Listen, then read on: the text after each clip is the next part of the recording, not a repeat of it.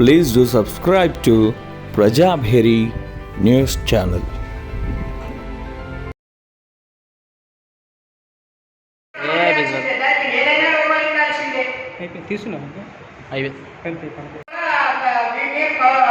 Counter file చేయాలని high court notice పంపించడం జరిగింది.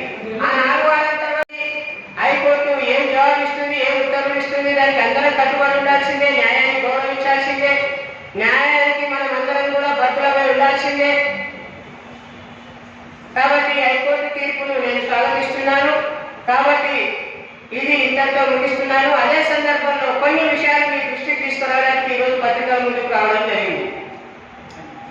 రుక్మారెడ్డి గారు స్వాతంత్ర సమరయోధులు, పేద విద్యార్థుల గురించి, సామాన్య ప్రజల గురించి పుస్తకాలు, న్యూస్ పేపర్స్ తదితరి అందుబాటులో ఉంచడానికి ఆ యొక్క స్థలాన్ని వారు దానం చేశారు. దానికో పాల్గొవాలని సెక్రటరీ పెట్టి దానికో బైలాస్ ఏర్పాటు చేశారు.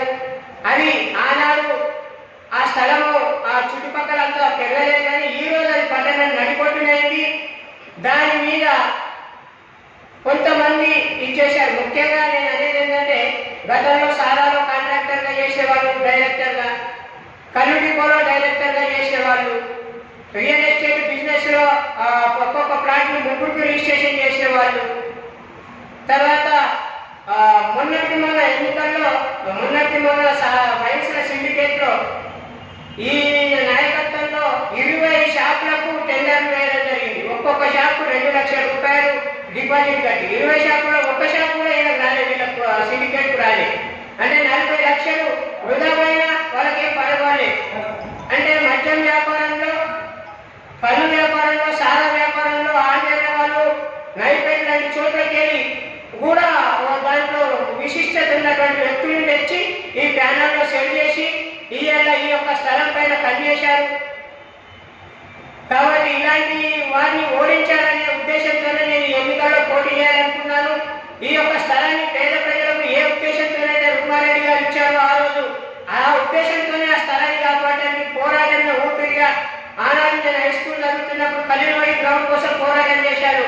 1 సంవత్సరం పాటు గ్రౌండ్ కోసం పోరాటం చేస్తే ఆ రోజు జైల్ డైరెక్టర్ శ్రీమతి డాక్టర్ రెబెల్లా వారిని పంపించి రాష్ట్ర ప్రభుత్వం ఆ గ్రౌండ్ విద్యార్థులకు వచ్చింది.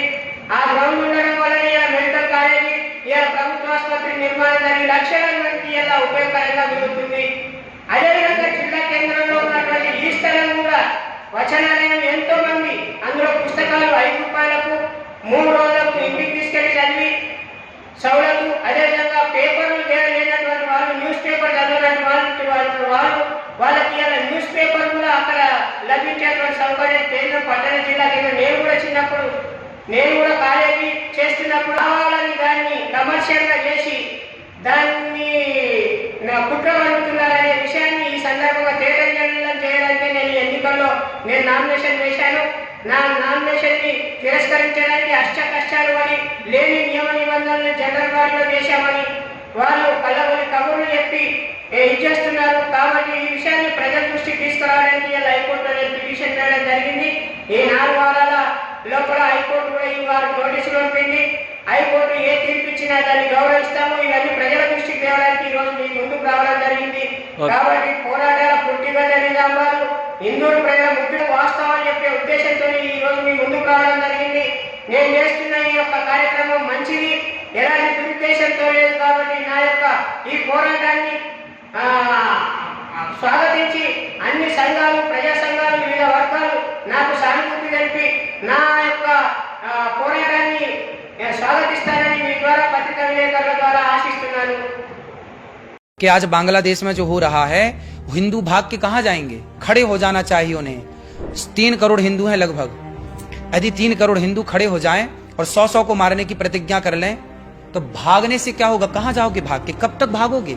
भागे तो कश्मीर से, भागे तो पाकिस्तान से, भाग तो रहे हो बांग्लादेश से, और कहां जाओगे भाग के? इसलिए भागो मत, लड़ो। हमारे श्री कृष्ण ने भागना नहीं सिखाया। अर्जुन भाग रहे थे, मैं नहीं करूंगा युद्ध, मैं जा रहा हूं। भगवान ने कहा कर्मण्यवादी का रस्ते माँ फली सुगदा से, तू कर्म कर, उठा गांडी मार। अरे मेरे पितामह खड़े हैं, मेरे परिवार ही खड़े हैं तो क्या हुआ? ये रणभूमि है, यहाँ कोई परिवार नहीं, यहाँ केवल तलवार जवाब देगी और धनुष जवाब देगा। तो जहां जरूरत शास्त्रों की है, शास्त्रों से, जहां जरूरत तलवार की है, जो जैसी भाषा में समझे वैसी भाषा में समझे।